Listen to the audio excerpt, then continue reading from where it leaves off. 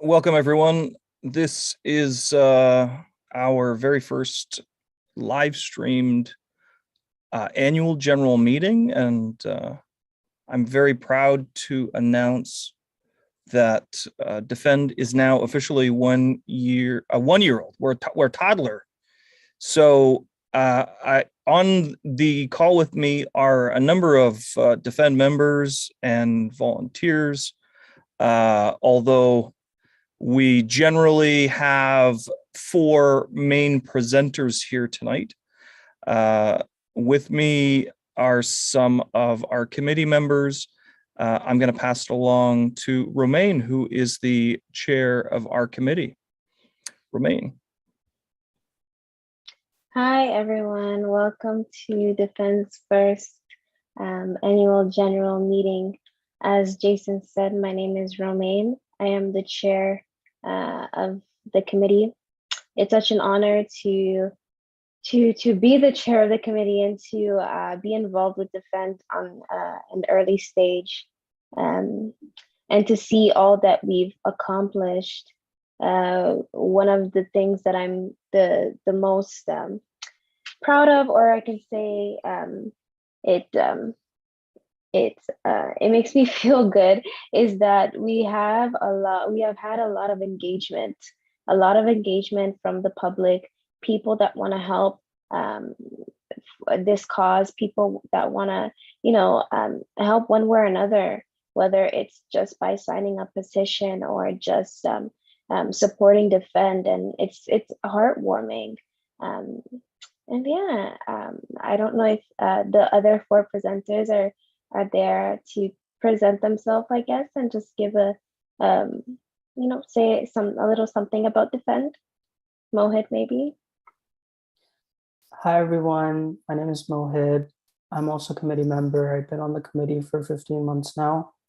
The reason why I decided to join Defend was because if you think about it, it's really easy for an adult to talk to someone that's underage or from the vulnerable population. And social media platforms have been telling us for years that they're going to do something about it. And obviously nothing has been done thus far. And the conviction rates for such crimes are very low and the sentences are very lenient. And Defend decided to do something about this issue, which is why I decided to join. I would say these have been the best 15 months of my life thus far with Defend, and I hope to remain a volunteer for a very long time to come in the future. Thank you, Mohit. Any of the other 2 main presenters, Saeed? Yeah, my name's Azar. You might hear them referring to me as Saeed, or doesn't matter.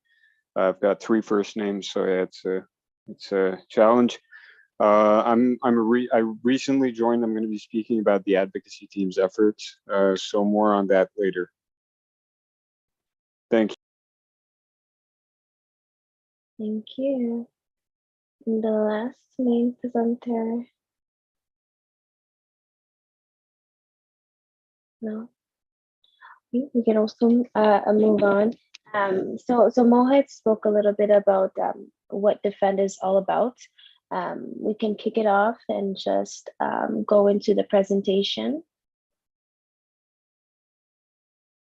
So while Jason pulls that up there, just to talk to you guys a little bit about Defend. Our vision and our mission is to protect children online. So we know that whether it's you yourself or your children or your parents, everyone is online. Everyone is now on technology. That's what our generation is all about, right? And so, it has its benefits, but it also has unfortunate situations that come with it, and risks that come with it as well, just like anything else. And so what we're focused on doing is addressing those risks in order to be a voice for the children being taken advantage of by adults. We're here for preventative matters, to prevent those that may be subject to going through that that unfortunate situation where adults are speaking to children, to vulnerable children online. So Defend is 100% volunteer run non-for-profit organization striving to reduce risks for children and vulnerable people online. And so what Defend does is that we have three main streams that are able to help undergo this organization. And so there's the advocacy team, there's the education stream, as well as the technology stream. I'm going to be talking to you guys a little bit about the education stream and what we have done so far with that stream. And so our education stream is currently comprised of writers, producers, actors, researchers, and educators.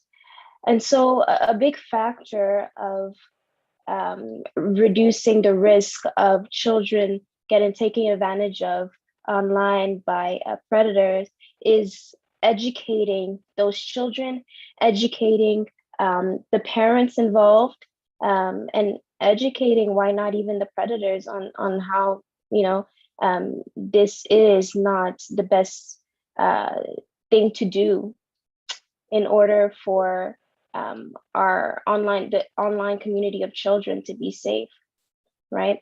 So the team is hyper-focused on building and launching a 6-week course, which will empower parents to learn intensively how to protect their children or loved ones better online. A start date for the first running of the course will be announced soon. So that's kind of one of the projects that the education team is working on. I know that we've had a lot of projects in the education team so far.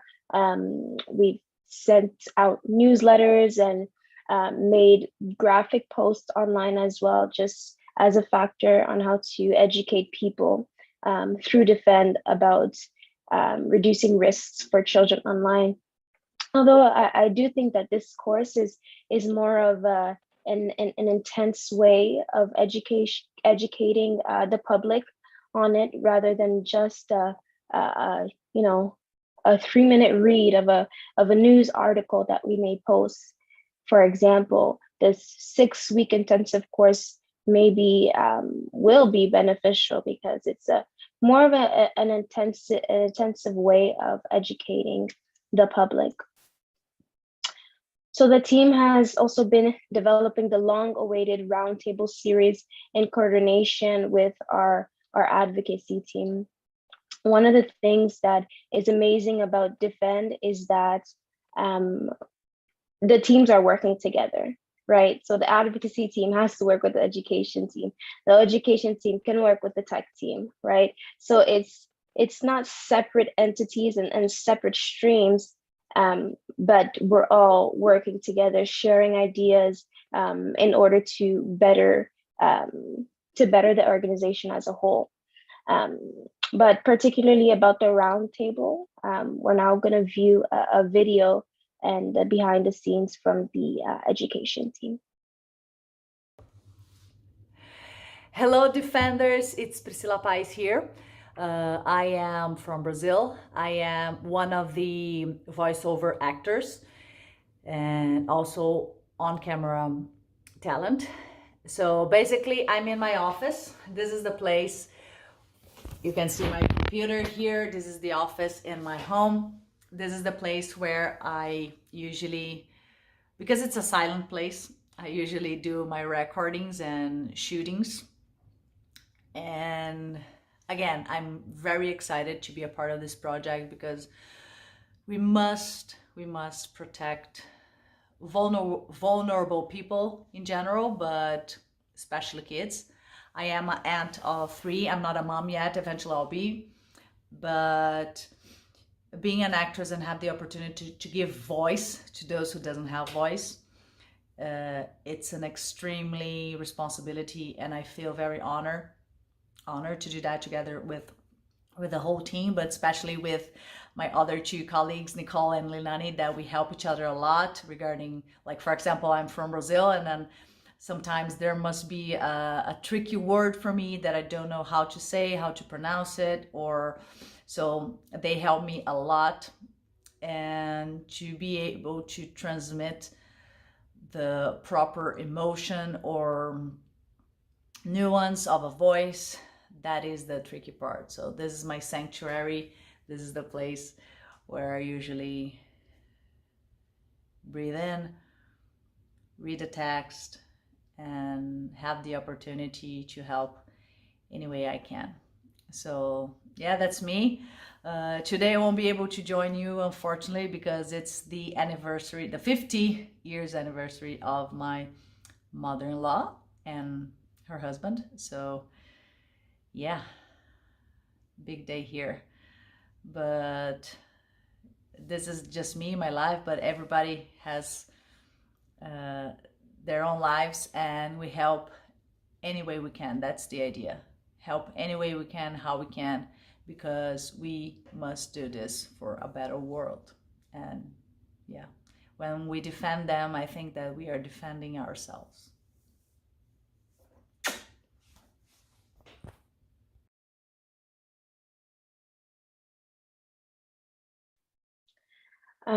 Great video for from one of our members of the education stream. And I think that something very important that she says is that we're helping each other any way that we can, right? Any way that you can put a hand and defend, our members are doing so, which is very important. You know, we're always trying to organize our schedules one way or another, but at the end of the day, the end goal is that we're putting in work where we can, right? As much as we can do to support this cause. Great video. But so now we're gonna look at a video, a little bit of a sneak peek about the parenting workshop that I spoke about earlier and how they're developing.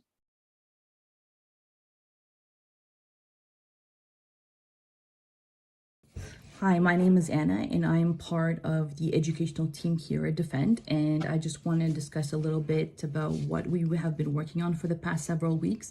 We have been working on a 6-week workshop, an interactive workshop for parents and caregivers, primarily to help their children reduce the risks and highlight the benefits of the usage of the internet for the children and their loved ones. So it'll be a 6-week series, and each week we will have an hour-long session. The first week we will be talking about education and awareness. In the first week we will basically give a general framework of awareness and education, what it means for young children to be exposed to the internet. The second week we will be talking about how to raise a healthy child, child development. It will be our child development session. We will be talking about raising a healthy child in the midst of content that can be inappropriate. The third week, we will be discussing child privacy. We will be talking about how to effectively and positively, how we can help children manage their data. The fourth week, we will talk about online accountability.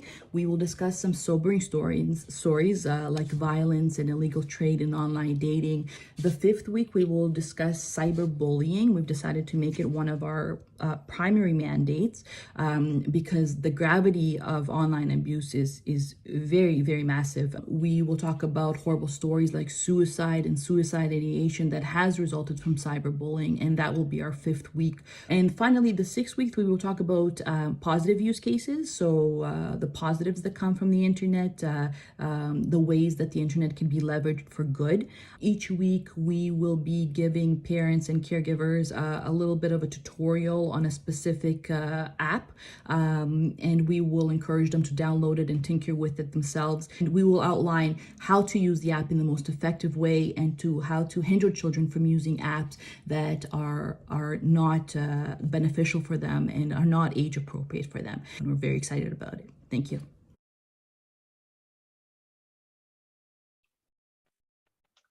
Thank you to Anna for that wonderful video. explaining the 6-week comprehensive program that we'll have there. I'm very, very excited for it. And yeah, hopefully it will be a good outcome. And so more about the education team. So the main point of the education team is just to raise awareness, right?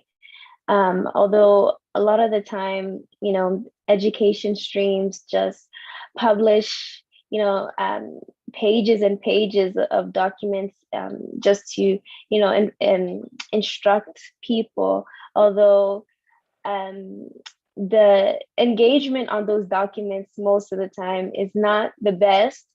And so I really love what we're doing here, just trying to create posters that will attract people's attentions that they will actually read, right? And so back to working together, we've been working as well with the social media team as well to make these graphics, and they did, you know, catch people's attentions, catch people's eyes in order to have a greater impact and to be shared on social media platforms in order for people to be educated about Defend, not just Defend, but the cause as a whole. In addition to our graphics that we post, there is also a podcast that we have. So a subset of the education team is our podcast team, which produce Dark Side of the Web, our dramatic fiction series illuminating the most pressing issues in greater detail.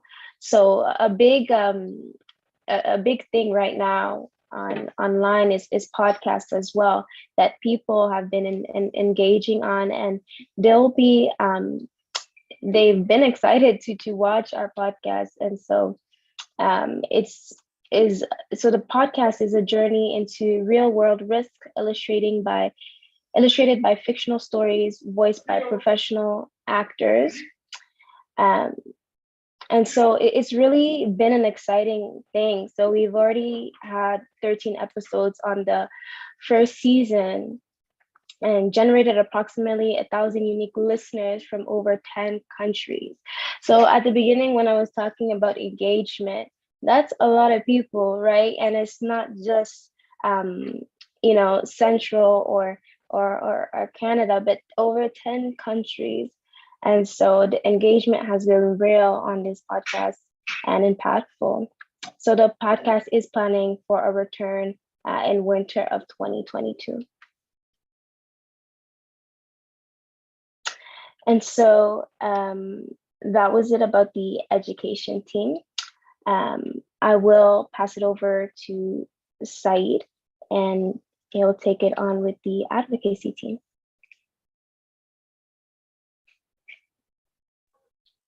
Right. Yep. Thank you for that, Romain. Before I dive right into it, I'd like to quote a proverb from, you know, where I'm from, which basically translated literally would mean you can't clap with one hand. What that means in this context is that it's all very well to spread awareness, but spreading awareness is only half of harm reduction. The other half is the possibility of punitive measures enacted legally.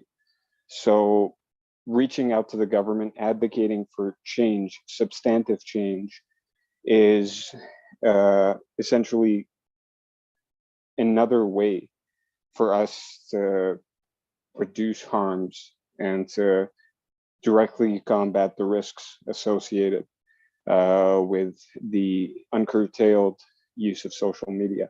Now, for instance, we had a petition that revolved around meaningful and mandatory age or identity verification on all social media before the House of Commons.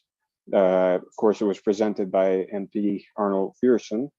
Now, we are still awaiting a response from the Canadian government, but this has been a huge step for us. We collected more than 10,000 signatures digitally from people, and these transcended physical borders, signifying that this is an issue that is international. So, yeah, next, please. Yeah. So, of course, the House of Commons has its, if you could go back to the previous slide, please. Just the, yeah, okay. So the House of Commons, as you can see, verified 748 signatures out of those 10,000 that we collected. And this was during a 24-hour period. So that's still very good. And of course, it met the threshold for the House of Commons to consider it. So yeah, we were good to go with that. If you could, thanks. Now we are planning a new petition for 2022. And this is about educating children in elementary schools about social media, what the proper use is, what are the warnings and the signs of danger associated with some of the more gray areas within the social media, and how best to avoid or to combat some of the more common tactics used by scammers or essentially peripheral individuals who seek to take advantage of victims. Now, of course, given the fact that the implementation of education is not one size fits all, for lack of a better term, the fact that it's handled differently by provinces and states does pose a challenge for us, but certainly not a challenge that we cannot rise to. Yeah, having said that, however, Florida seems to have found a way to progress, given the impediments that I just briefly mentioned earlier. So we're just gonna take a look at this video right here. Local lawmakers pushing to have social media literacy taught in our Florida classrooms. State Senator Danny Burgess has filed a bill recently that would make it part of the state's education curriculum. Fox 13's Josh Cassio is live in Hillsborough County with more on this. Josh, I know kids spend so many hours a day on social media, and at this point, a lot of high school kids have already grown up with their phones. I know a lot of people are at home sitting there saying, you know, this makes so much sense. Yeah, you know, Mark, the idea is to ensure kids are more well-informed about social media, the good and, of course, the not so good, especially when it comes to what they're posting online. There's also a component for parents as well. Social media is incredibly pervasive in our society. There's no way to unring the bell. Instead of unringing that bell, Florida Republican Danny Burgess wants to empower students with information. He's pushing a new bill that would require schools to teach so-called social media literacy in the classrooms. The classroom is also critically important, especially in the world of social media, where parents may not have been engaged in social media, may not know a lot of the ins and outs of social media. The father of three says while there's plenty of good associated with apps like Twitter, Instagram, TikTok, and others, there are also pitfalls from the moral to the potentially criminal that some kids may overlook, especially when it comes to hunting for likes. Things that, you know, simple as posting a photo that will live on forever, and what that implication could mean. This is something that this bill can also help teach children, the dangers that are out there online. The bill, he says, calls for the Florida Department of Education, along with local school boards, to create the social media curriculum. The materials would also be posted online so parents can review them with their kids. And at the end of the day, we say knowledge is power, both for parents and students in this scenario. Perhaps it's a sign of the times, considering how much time kids are signed on to their phones. Yeah, the bill was filed last week. It'll be up for debate in the next legislative session. That begins in January, and Mark, he expects it will have bipartisan support. We'll see what happens. Back to you. It sounds like, and it's one of those things, Josh, as you know, that a lot of this technology has already eclipsed many parents. So we're probably past the point of a lot of parents being able to teach their kids a lot about this stuff. So interesting to see where it goes. Josh, thanks.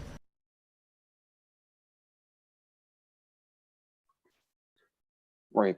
Well, as mentioned earlier, obviously, every province, every state has its own, it's just unique enough in terms of its policies on education that it could prove to be a hurdle. But as seen here, the only thing that prevents us from implementing some form of social media education or literacy, or making it mandatory, is political will, to be exact. And that's it for this slide right here. We'll move on to to speak about the social media team.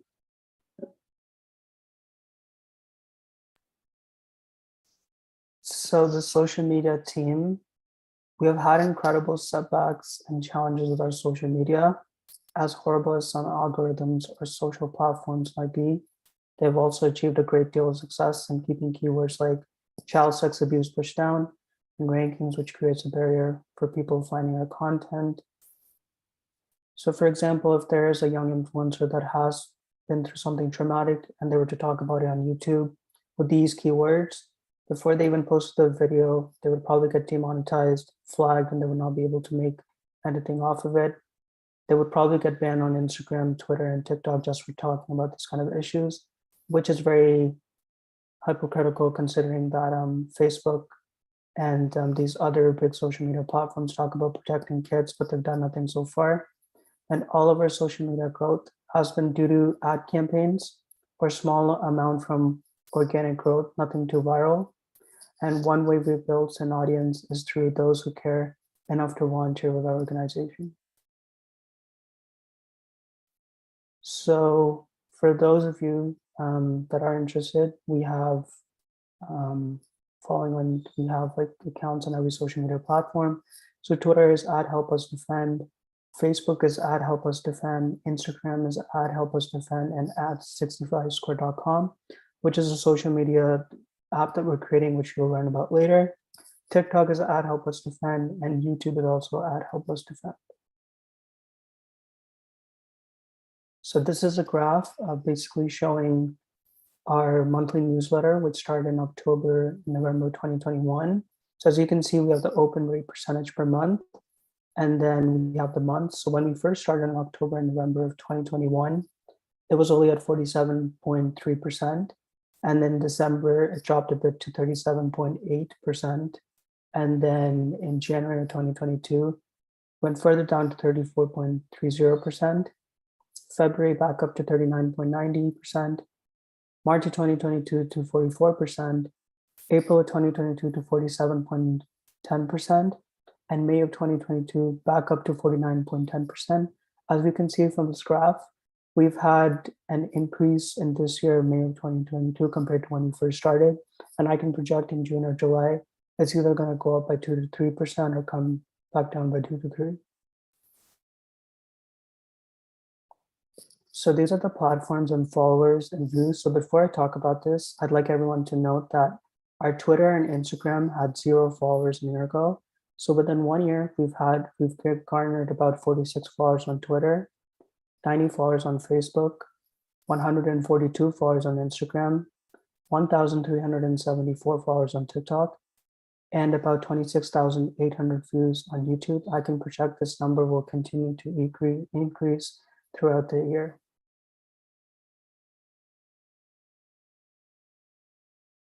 So Defend's monthly newsletters average open rate is 42.7%. Now, if we compare this to the industry for nonprofits that we are currently, the average open rate is only 25.1%. So as we can see, we are definitely exceeding the average open rates compared to the industry.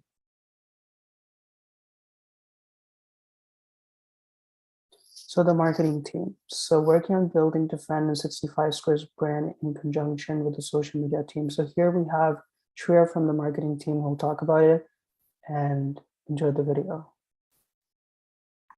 Hi everyone, I'm Shreya Chopra representing the marketing team at Defend. I apologize for not attending the meeting in person as it would be quite early here in India.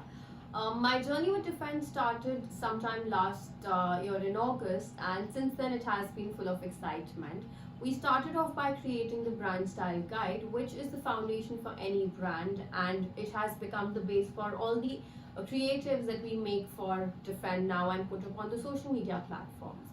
working for the Magical Movement Tour, the planning, execution, designing the teasers, everything has been nothing but full of excitement and a fascinating journey for me. With all this happening aside, we never lost our focus on the critical agenda, which has always been building a subscriber base for Defend. That is why we've started a cold calling activity for Defend, wherein we reach out to various organizations and try to explain them about Defend, and then also follow up with an email after that. Additionally, we are also working on some short videos which depict the sad reality of the social media platforms in today's day and age, and we will eventually leverage it in order to market it 65 Square. Our major focus areas would always remain the marketing of the 65 Square and also building a strong brand presence for Defend, so that the people around us can resonate with Defend's critical mission itself. That's all from my side. Please take care of yourself and do share any suggestions, inputs if you have. Thank you so much. I really love the collaboration between the marketing team and 65 Square team. I definitely learned a lot about the marketing team as well. Now I'll be passing it back to Saeed. Right, thanks. We're going to speak a little bit about our engagement and how we're looking to move forward. Now, as you can probably tell, our volunteers are our core strength. We're going to move on to the numbers, but before I dive into this, I just would like to add that when we say core strength, we mean that, okay, in a perfect world, the message of Defend is something that everyone would understand and try to apply to their daily lives, but we don't live in a perfect world. So we need to depend on our volunteers to spread the message, to increase awareness, and to bring everyone on the same page. Now, what that means is right now, we have 112 volunteers from 20 different countries. Now, this highlights the fact that, again, this is not an issue plaguing one community, one ethnicity, one religious or cultural background. It's something that transcends borders, something that transcends all of those variables I just mentioned a few minutes ago.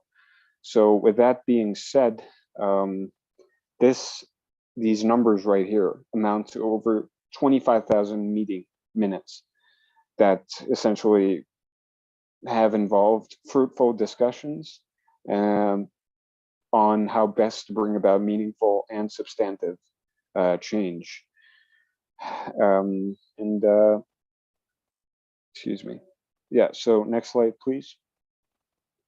Yeah, so our YouTube channels, and within the last year, it's accumulated, and there's going to be a pop-up that shows up just now. Yeah, so in terms of watch time, there's been a total of 64,320 minutes watched. Now, again, we're depending on our volunteers to spread the word, which in turn will entice people towards our social media platforms. So this is another situation where our volunteers are important to us, and how their involvement can translate into more meaningful engagement with us. As you can see here, the United States by far is overrepresented. Well, it's got about 30% of our views essentially are from the United States, with Canada coming in at 5%. But yeah, there is a multitude of countries here, not restricted to just one continent. So that certainly, again, highlights the points I was trying to make. Now, since January of last year, we've had individuals wanting to, volunteer, fill out an intake survey, and we've received about 967 intake forms from, spanning over 784 cities and 31 different countries. So again, this is not a localized issue at all. So yeah, there you go. Global problem, essentially. And yeah, like I said earlier, I'll say it again, this is something that transcends any borders we can put up, any identities we can conceive. This is a cross-spectrum issue that touches a milieu of backgrounds, cultures, and belief systems. And all of them, despite their differences, despite their different ways of thinking, agree on this one fact, that we need to reduce risks online for children and vulnerable people.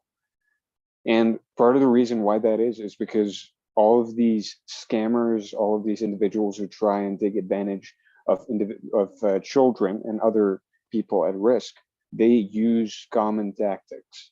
It's almost like they've written a playbook. Of course, these might differ regionally, but what I'm trying to say is, if these people who are trying to take advantage of our children are using common tactics, why can we not use a common framework for increasing literacy and increasing harm reduction or preventative measures?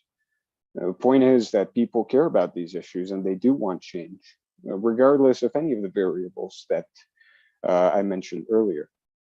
So yeah, that is what we've learned. Now, the big point right here is our need to start raising revenues. The raising revenues, we can put more money back into our platforms and try and get our messages across, to expand globally, to translate all of this fervor and zest into something a bit more substantive. And yeah, it is certainly the need of the hour. And one where we're doing this is our platform, 65 Square, which I'm not qualified, if I'm being honest, to go in details. But yeah, I'll be passing on the mic. Thanks, Saeed. Appreciate that. I really am so proud as to where we've come, how far we've come from when it boils down to this project of 65 Square. 65 Square, if you don't know already, and I'm sure most of the people watching this already know about 65 Square, that this is a new social media platform that we are developing. And we really believe that this can make an impact on the world and show the world how social media can be safer online, not only for children, but for everyone. 65 Square, every time I talk to someone about 65 Square, I hear this question come up all the time. So it's a social media platform for children, right? Wrong. It's not a social media platform just for children. It's a social media platform for everyone. While children ages 6 to 10, 11 to 13, and 14 to 17 will have age appropriate experiences and will be segregated on the platform, they will have their space, and adults will have their space that will have, in some cases, adult content that adults, find sometimes to be inappropriate for children. So this is how we do social media better, in that we design from the ground up spaces that are safe for everyone and with the consideration of everyone's well-being in mind. We started developing and researching and testing in May of last year. And the concept was fairly simple. We wanted to verify everyone. If we look online right now, the only thing that we see across 99.9% of social media platforms are big tech companies asking for someone's birthday. And this has made a perfect storm, if you will, a perfect storm for 26 million child sex abuse reports on Facebook platforms alone. That's 93% of all of the internet's child sex abuse. So child pornography being shared, child exploitation happening, child luring happening, any kind of child sex abuse report, 26 million of those reports happened on Facebook platforms, Instagram, WhatsApp, Messenger, and Facebook, the majority on Facebook. And because Facebook has been coming from this place of we are going to ask someone their age for their birthday. That is the only verification that happens on Facebook. And this is why they have failed to prevent a number like this from ballooning. We know that $40 billion Meta, so just a couple months ago, Facebook changed their parent company name to Meta. And this was in the midst of the whistleblower coming forward from Facebook, Frances Haugen. You can see this video, some of that video on our YouTube channel now. There were Senate hearings in the US involving Frances Haugen, and this really spawned Facebook to do a full about face as far as their branding was concerned. So they're trying to get away from this. They're trying to put metaverse in everyone's face and divert the attention away from all this bad publicity that this scandal has rocked this industry. But changes are coming. We know that. And in total, in the last 2 years, Facebook platforms alone have accounted for about 46 million child sex abuse reports. Again, that is up about 30%. That is nothing compared to the growth that TikTok has had in the last year. They are up with their child sex abuse reports 569%, which by far is the furthest gains that we have seen in this industry as far as this kind of issue is concerned. So verification is the problem, lack thereof. If you're verified on social media, are you going to be asking a child for a nude image? Probably not.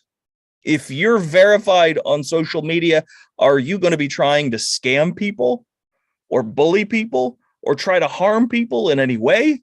Probably not. In 2007, a video you can find on our YouTube channels, Mark Zuckerberg is saying to a group full of developers, nobody is posting, and at the time, to sign up for Facebook, you needed a school email address. You needed a verified email address. And here's Mark Zuckerberg in 2007 saying, nobody's posting nude images on our platform because everyone has to sign up with their school email address. Now, fast forward to this point in time, we have a horrendous change that has happened with this company, and they are by far leading this space, but their favoritism is going down the pooper fast. We are going to try and pick up that slack where we can. This was our early concept, very, very early concept. You can even see it was so early, we had a different name, 66 Square. We later changed it to 65 Square because of domain availability. And the concept that we wanted to build really revolved around mixing together gamification with social media. Now, we never at all wanted to go for gamification. We never wanted to build a video game out of 65 Square, but we wanted truly to make a really interesting and dynamic experience that any user can adjust to. But first, we had to learn how to build a social media platform, which I will tell you has not been easy.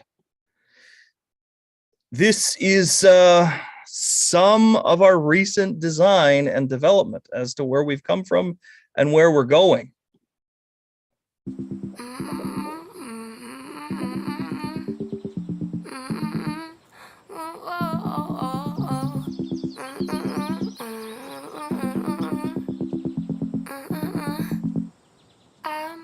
I've been trying to tell you in the most polite way. It's hard to say, you're still part of me, but you took things that you swore you wouldn't take.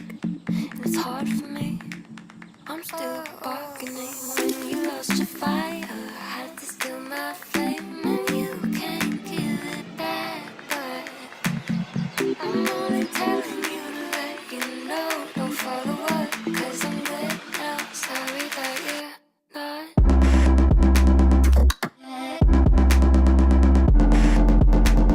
Sorry that you're not.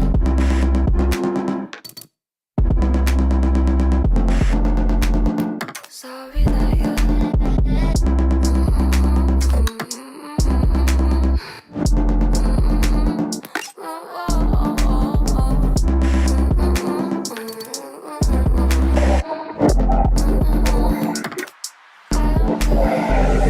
We thought, what better way to present this to the user than to actually present them with a home? So as you can see in some of the designs here, we are building the home as if this was the home on someone's Facebook page. This is a graphical home. This is a home with rooms in it and social media features attached to different 3D objects in that room, all running on the user's device. This is not something that we're running in virtual reality at this point. We're thinking maybe version 2 or 3 down the road, we may be getting to that. But right now we're focused simply on making this as an application for a user's phone or tablet. We are very proud to announce that as of May, so as of this month, we are approximately 98% complete with design. We are 98% complete with design. We are going to be moving faster and faster as this year moves on. We have 73 people from 15 different countries working on 12 different teams just with 65 Square alone. One of those people is Jason from Florida, and he is not here with us tonight to talk about the database team. But I will simply give an overview, I guess, that a database is an organization or a collection of data that is easily accessible. We see this every time you upload a photo into Facebook or Instagram or Snapchat or Twitter. That photo has to go somewhere.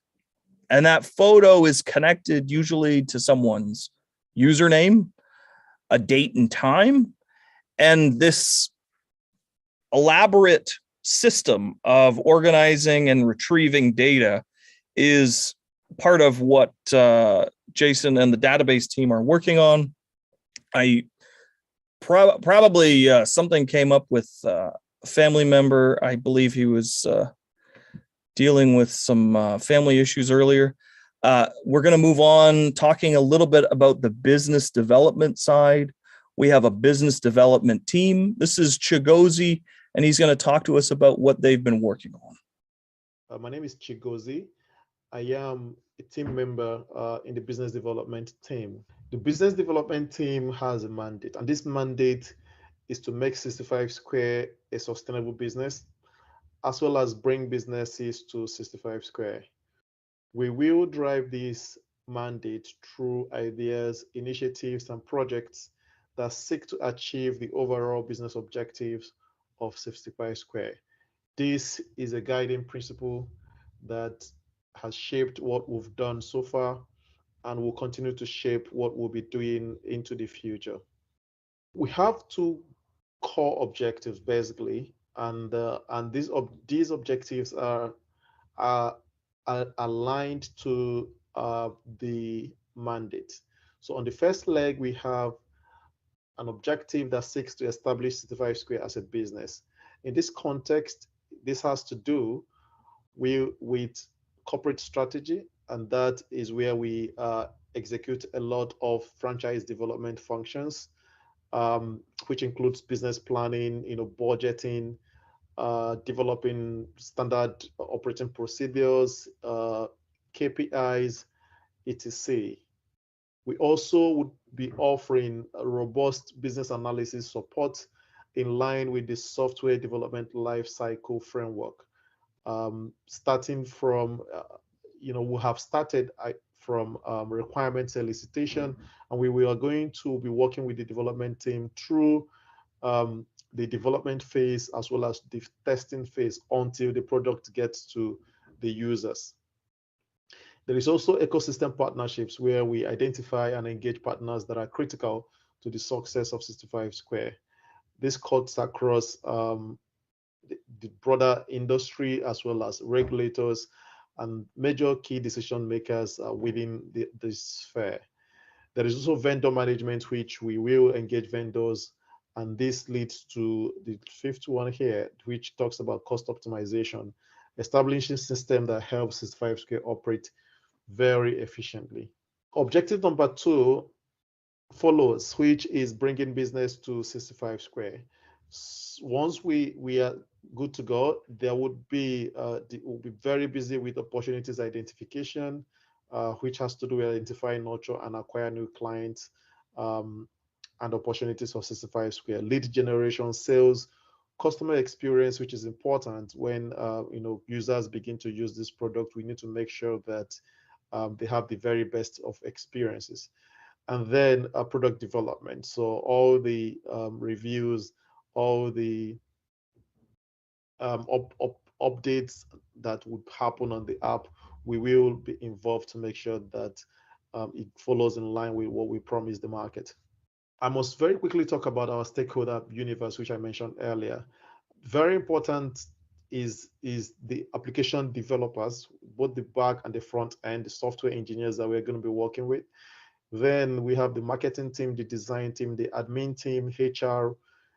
Very important because this is a team that would help create the experiences that we are building and the impact that we are hoping to make in line with the vision of this mandate. Then we have the users, very important stakeholder group. Also the management committees, the board, consultants, tech solutions, government, as well as regulators and other broader stakeholder groups. We will be engaging with them as this initiative grows.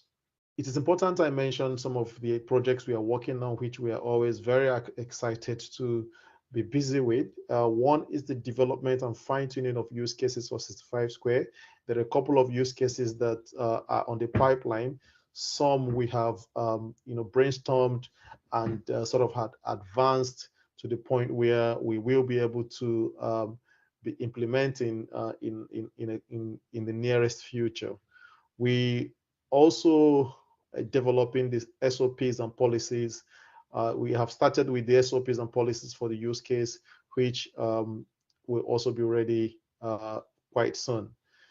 There are user terms and condition documents, which essentially lays out the terms and conditions and some sort of a binding agreement between the 65 Square and the users. We are doing the heavy lifting, and at some point we will certainly get legal advice to sort of tie the document together efficiently. Then there is a business analysis support, which I mentioned earlier, which we will be giving to the development team in line with industry best practice. Then again, there is payment plugin for 65 Square, which we are working on as well. All of these are ongoing and making very good progress. Finally, I would like to lead you into the future that we see. 65 Square in a couple of months, and business development, particularly team of 55 Square in a couple of months. We hope it will mature into 2 units within the team. That is the business strategy and planning, as well as business analysis. There would be analysts there will be team leads leading these two legs, as well as there will be analysts that support both functions. And there will be an overall leadership that that sits to provide oversight, guidance, mentorship, and training for the team. And together we are hopeful and confident that we will be able to help create a solution that would align and help achieve the overall mission and vision of 65 Square, and by extension, Defend. Thank you very much for your time and audience, and do have a successful deliberations at the AGM. Thank you.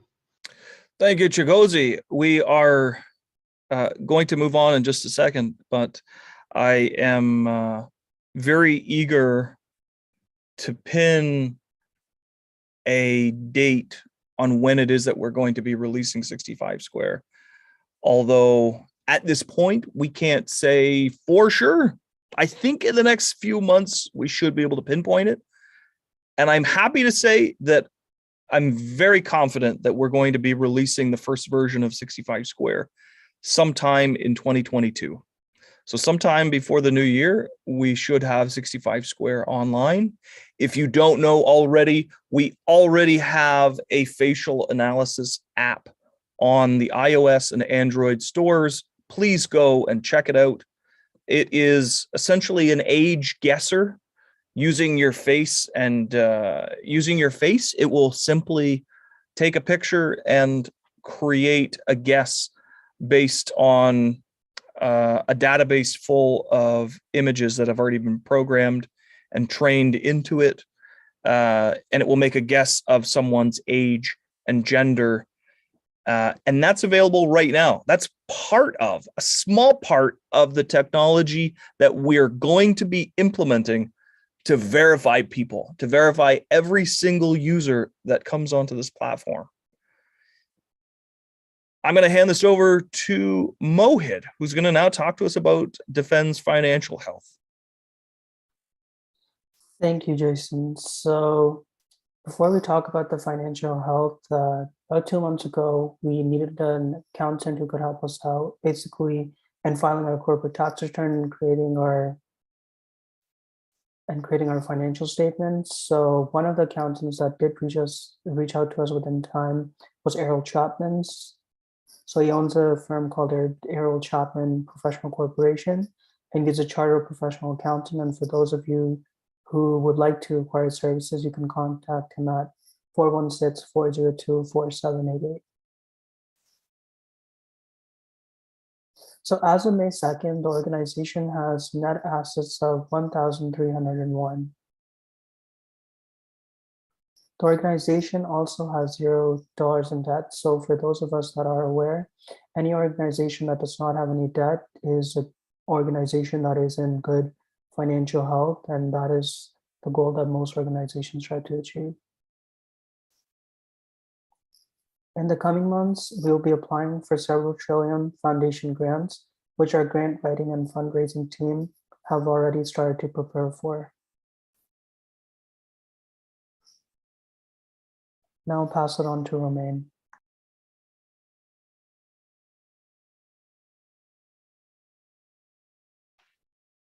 Thank you, Mohit. So we have reached the end, and we're gonna go on to opening questions. So if anyone has any questions, myself, I'll be glad to answer. Jason is also on the line to do so as well.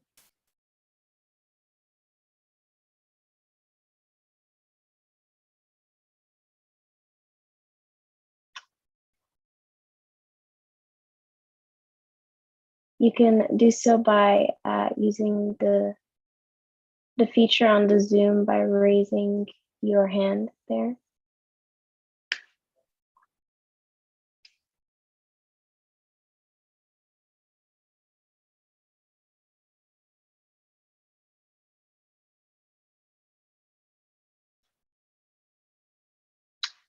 Mohit, go ahead. Okay, so as I was talking about earlier, like when I was introducing myself about like convictions being rare and sentences being very lenient, given that this isn't a problem that's going to be going away anytime soon, what in your opinion do you think can be done to like reduce this other than having like 65 square? Or instead of like sentencing someone to jail, do you think there's other alternatives to help them stop and eradicate their behavior that is leading them to do these kind of things? Yeah, I can take this one on. You know, Defend is coming up with anything possible to help prevent this. So educating them as well, like I was saying before, educating people about the vulnerable children and what happens to them is not just for the children themselves or the parents, but in the process, it's also educating the predator themselves, just letting them know, like, hey, people are being affected when you do these type of things, and they will take a step back and kind of just recognize that and take that in. So what we can do, a big thing is just education, just educating everyone on it. That's my point of view. I don't know if anyone else wanted to answer.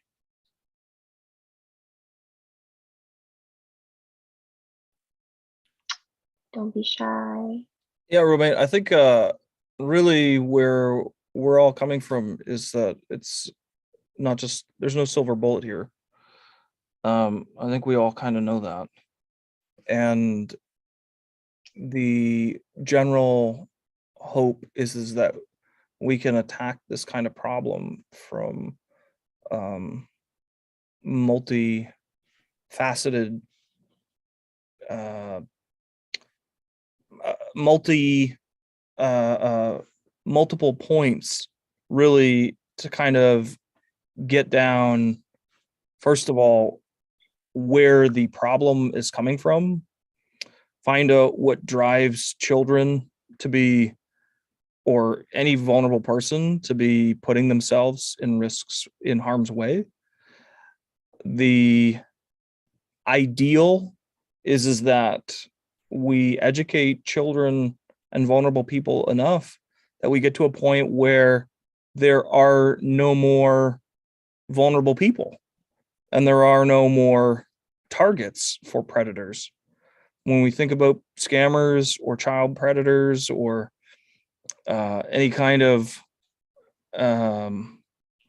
immoral, quote unquote, immoral type behavior online, usually revolves around someone wanting to prey on another person. You know, whether that's getting information out of someone, getting somebody's financial stuff, or fulfilling some sort of fantasy. It's really different in different parts of the world and different backgrounds, but there's a lot of similarities. And generally, I feel that if we target vulnerable people and children, to empower them to make healthier choices. We essentially reduce risk for a lot of people because there becomes a lot less targets.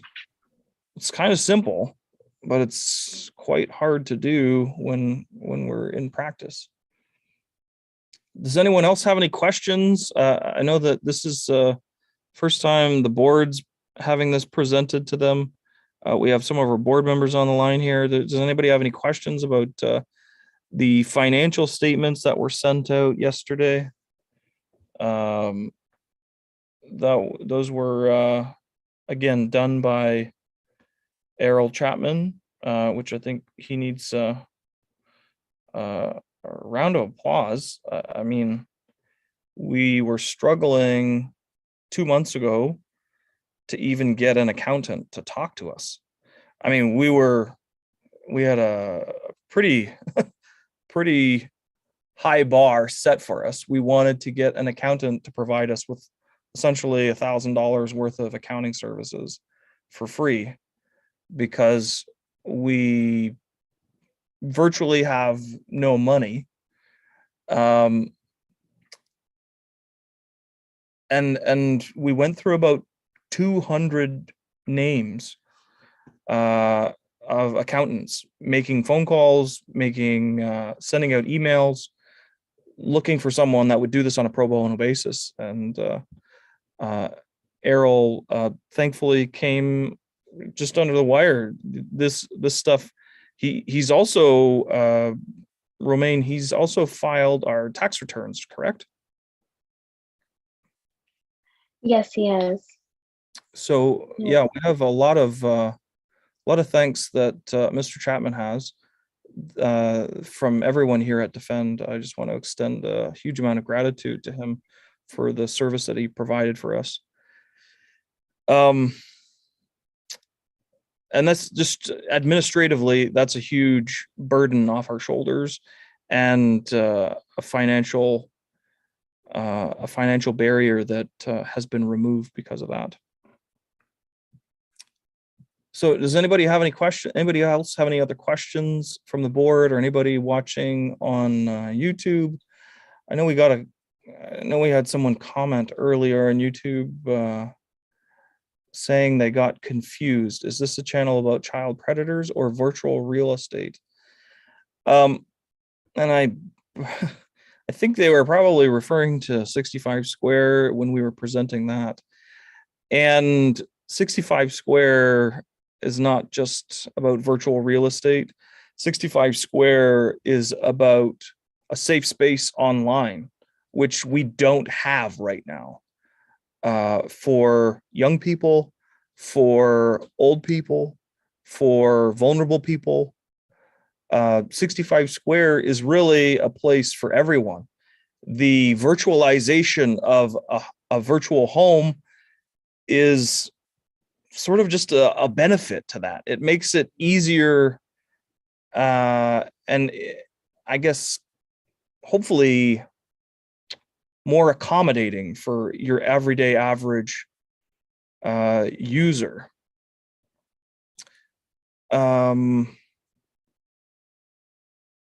Yeah, I don't know if he was just a troll or not, but that was one of the YouTube comments. So if there isn't any other questions, I think that's all we have for you today. We want to thank everyone for coming out and sharing this with us. I really have been enjoying all of my time spending learning about technology, learning about development, learning about machine learning, and a number of different technologies that it's taken for us to get to the 1 year mark of developing 65 Square. I'm very proud to be a part of that. Yeah, I want to congratulate everyone. We have I think we're going to be rolling it out across Defend. I haven't spoken to our committee about this yet, but we have a program that we implemented in 65 Square a few weeks ago. We started on May 1st, just for a volunteer or a team member from 65 Square to set a goal and to accomplish that goal. If they are accomplishing that goal, then we are having a weekly draw for all of those people that accomplish a weekly goal. The weekly prize is a $40 US Amazon gift card. And I'm fairly certain that we are going to roll this out Defend wide. So not just for 65 Square teams, but for all teams. If you don't know, I think there's 24 different teams that in some fashion are producing something, some kind of content with Defend. And we're very proud to have all of our volunteers involved. Romaine, any last thoughts or words? Yes, thank you for to everyone for taking your time to come out. It's our first ever annual general meeting. Thank you for all the work that you all put in, and those who are supporting. Thank you as well. We greatly appreciate you guys. Defend is not, it is our committee. It's our movement. And yeah, we couldn't have done this without all of you guys. So thank you. We appreciate you. Thank you so much, everyone. And we will see you next year at Defend's second anniversary. Good night. Thank you. Good night.